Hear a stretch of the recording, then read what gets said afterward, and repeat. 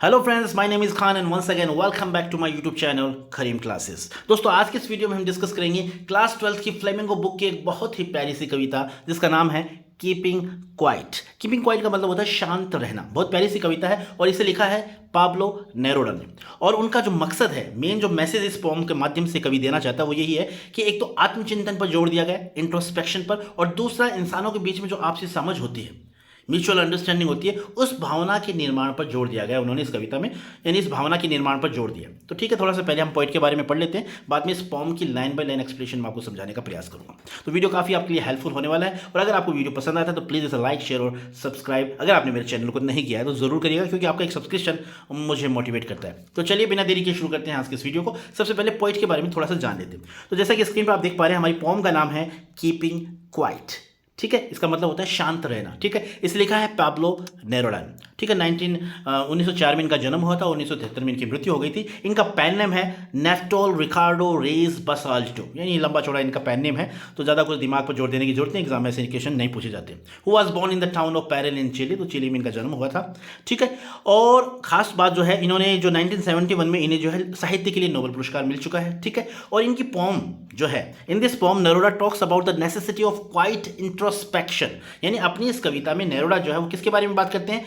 Introspection की necessity, यानी उसकी जरूरत के बारे में बात करते हैं। And creating a feeling of mutual understanding among human beings, और एक लोगों के बीच में आपसी समझ यानी म्यूचुअल अंडरस्टैंडिंग की फीलिंग को क्रिएट करने की बात पर जोर दिया जाता है। ठीक है, तो कुल मिलाकर मोटे मोटे तौर पे जाने तो इस पोम का जो मकसद है, मैसेज यही है, एक तो आत्मचिंतन पर जोर दिया गया और एक आपसी समझ विकसित करने पर जोर दिया गया। ठीक है, इंसानों के बीच में जो आपसी समझ होती है, म्यूचुअल अंडरस्टैंडिंग होती है, उस भावना के निर्माण पर जोर दिया गया। ठीक है, अब देखते हैं इस पोम की लाइन बाय लाइन एक्सप्लेनेशन देख लेते हैं, ताकि आप बेहतर तरीके से इस पोम को समझ पाए। जैसा कि स्टार्टिंग में दिया हुआ है, before you read what does the title of the poem suggest to you, यानी इस पोम का जो टाइटल है कीपिंग क्वाइट, वो आपको क्या सजेस्ट करता है, and what do you think the pome is about, और आप क्या सोचते हैं ये पोएम जो है किसके बारे में है। तो जब हम इस पोम को पढ़ेंगे, इस पोम की लाइन बाय लाइन एक्सप्लेनेशन मैं आपको बताऊंगा, तो आप बेहतर तरीके से समझ पाएंगे। तो चलिए बिना देरी के शुरू करते हैं एक्सप्लेनेशन को।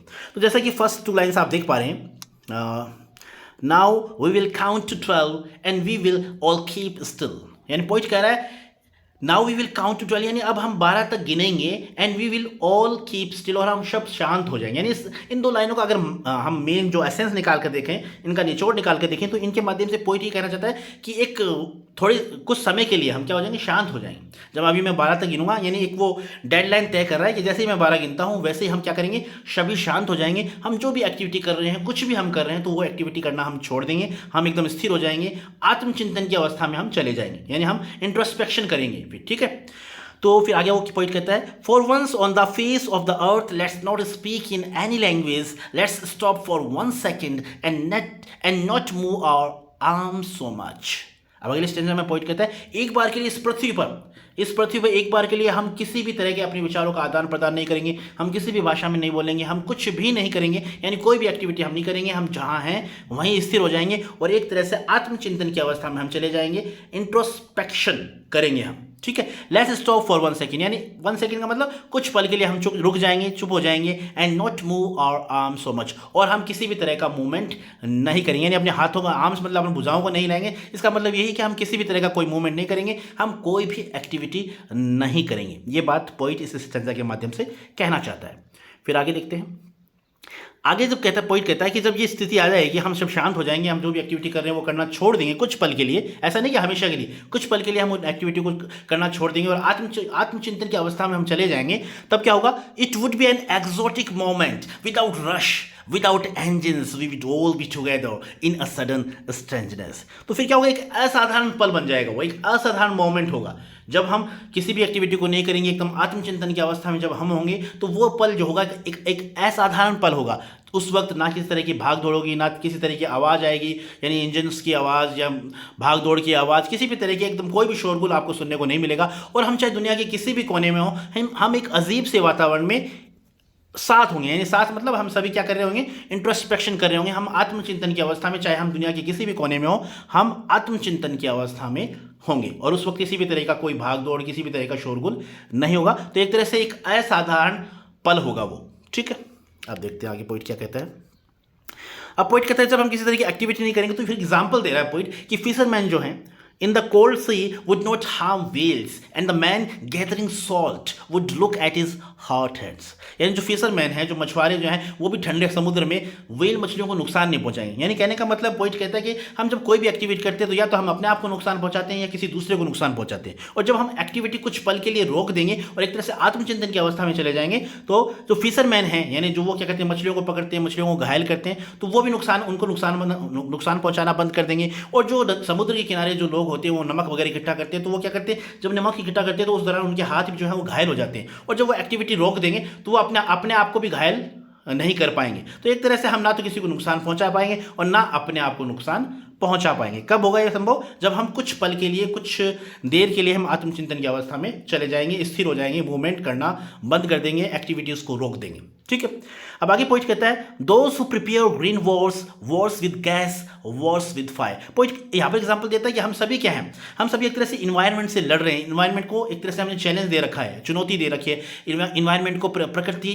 पर्यावरण के साथ हम खिलवाड़ कर रहे हैं और सीमाओं पर जो सेनाएं हैं आपस में लड़ रहे हैं, चाहे वो गैस से, फायर से, आग से आपस में लड़ रहे हैं। और इस प्रक्रिया में हम जाने अनजाने में एक दूसरे को नुकसान पहुंचा रहे हैं। भाई जब दो देशों की सेनाएं आपस में लड़ती है तो जान माल का नुकसान होता है, मृत्यु होती है, हानि होती है, लोगों की जन हानि होती है। तो इस प्रक्रिया में क्या होता है, हम एक दूसरे को नुकसान पहुंचा रहे हैं और हम प्रकृति के साथ भी खिलवाड़ कर रहे हैं। यानी ग्रीन वॉर्स मतलब यहां पर एक तरह से पर्यावरण को हम असंतुलित कर रहे हैं, पर्यावरण के साथ हम खिलवाड़ कर रहे हैं। Victory with no survivors. और जब हम मतलब क्यों कर रहे हैं, यानी हम एक दूसरे को हराना चाहते हैं, हम जीतना चाहते हैं। लेकिन पॉइंट कह रहा है कि ऐसी जीत का क्या फायदा जब कोई बचेगा ही नहीं, तो फिर उस जीत का क्या फायदा। भाई जो दो सेनाएं आपस में लड़ रही हैं, वो जीतना चाहती है, हर एक सेना है वो जीतना चाहती है, लेकिन उस जीत का क्या फायदा जब कोई बचे ही नहीं, जीवित ही नहीं बचे। जब हम पूरी तरह से प्रकृति के संतुलन को खो देंगे, पर्यावरण को बिगाड़ देंगे, तो फिर बाद में बचेगा क्या, तो फिर ऐसी जीत का क्या फायदा, ये पॉइंट कहना चाहता है। अब आगे पॉइंट कहता है would put on clean clothes and walk about with their brothers in the sad doing nothing. तो पॉइंट कहता है कि अब हमें इन चीज़ों को छोड़ देना चाहिए, इन चीज़ों को त्याग देना चाहिए, एक दूसरे को जो नुकसान पहुंचाने की जो भावना है उसे हमें खत्म कर देना चाहिए और एक नए सिरे से, क्लीन क्लॉथ मतलब एक हमारी न्यू स्टार्टिंग होनी चाहिए, न्यू बिगिनिंग होनी चाहिए, एक नई शुरुआत हमें करनी चाहिए अपने भाइयों के साथ मिलकर। यानी किसी को नुकसान न पहुंचाते हुए हमें एक साथ रहना चाहिए, एक साथ चलना चाहिए। ये बात पॉइंट इस स्टेंजा के माध्यम से कहना चाहता है। अब आगे पॉइंट कहता है, अब जैसा कि पॉइंट ने अभी तक कहा था कि हमें क्या मूवमेंट करना बंद कर देना चाहिए, हमें कोई भी एक्टिविटी नहीं करनी चाहिए, तो आगे इसी बात को समझाते हुए पॉइंट आगे कहता है व्हाट आई वांट, सुनिएगा, what I want should not be confuse with total inactivity, life is what it is about. Point कहता है कि अब मैं जो कह रहा हूं इसका मतलब ये नहीं है आपको कंफ्यूज होने की जरूरत नहीं है। मैं ये नहीं कह रहा कि आप पूरी तरह से निष्क्रिय हो जाएं, एकदम पूरी तरीके से आप इनएक्टिव हो जाएं। पूरी तरीके से इनएक्टिव होने की जरूरत नहीं है, क्योंकि इनएक्टिविटी तो एक तरह से मृत्यु का प्रमाण है, डेथ का प्रमाण है, डेथ का सिनोनिम कह सकते हो आप। तो पूरी तरीके से इनएक्टिव नहीं होना, आपको कुछ पल की बात कर रहा है। पॉइंट कर रहा है कुछ समय के लिए हमें आत्मचिंतन करना है। ऐसा नहीं कि हमेशा के लिए हम इनएक्टिव हो जाए और कोई भी काम ना करें।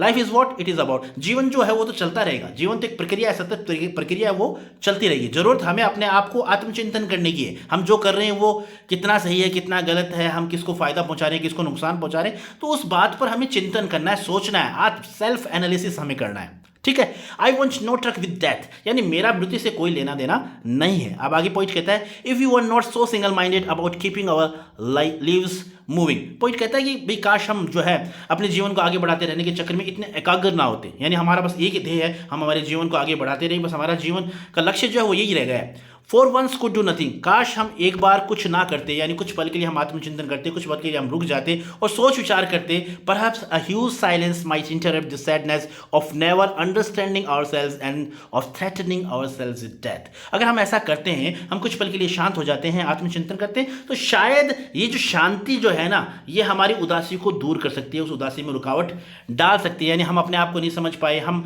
ये जो है डेथ के चक्कर में, डेथ की जो मृत्यु का खतरा है, उस चक्कर में हम अपने आप को जोड़े हैं उससे, तो हम इस खतरे से बाहर निकल पाएंगे।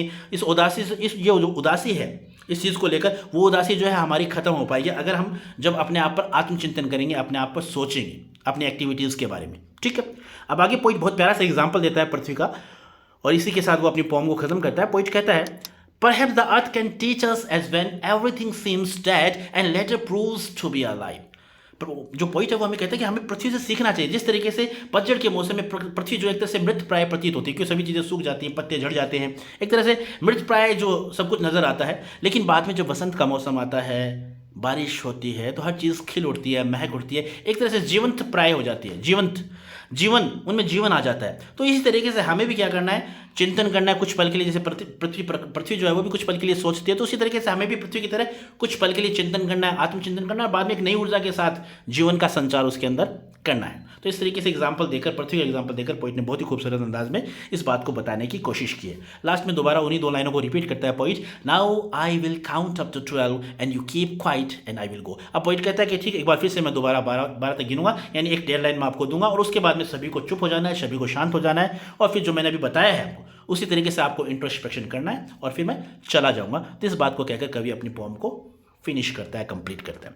तो बहुत प्यारी सी कविता थी, और उस कविता के माध्यम से पोइट ने एक बहुत बड़ा मैसेज देने की कोशिश की है। पोइट ये कहना चाहता है कि हम जो भी एक्टिविटीज़ कर रहे हैं, हम बिना सोचे समय, हम भाग दौड़ की ज़िंदगी हम आगे बढ़ने के चक्कर में रोज़ाना किसी को नुकसान पहुंचा रहे हैं, हम ऐसी एक्टिविटीज़ में लिप्त हैं। तो पहले कोई भी काम आप करें, उस काम को करने से पहले आप सोचें, आत्मचिंतन करें कि आप जो कर रहे हैं वो किसी की भलाई का काम है कि किसी को नुकसान पहुंचा रहे हैं। तो अगर हम आत्मचिंतन करके कुछ पल के लिए सोचते हैं, सोच विचार करते हैं, फिर कोई हम काम करते हैं, तो निश्चित रूप से हम समाज की, संसार की भलाई की काम करेंगे। तो इस तरीके से एक आत्मचिंतन पर जोर दिया गया है, और आपसी अंडरस्टैंडिंग को विकसित करने पर जोर दिया गया है। ठीक है, तो बहुत प्यारी सी कविता थी, और इसे मैंने बहुत ही आसान भाषा में आपको समझाने का प्रयास किया है। मुझे उम्मीद है ये एक्सप्लेनेशन आपको अच्छी तरीके से समझ में आ गई होगी। So this is all about the poem. I hope you like this poem, and if you did, please give it a like and share with your friends and siblings who are especially in 12th class. Once again, thank you so much for watching this video till the very end. See you soon in next video. Till then, take care of yourself. Keep watching, keep growing, keep learning, keep smiling. Once again, thank you. Have a nice day.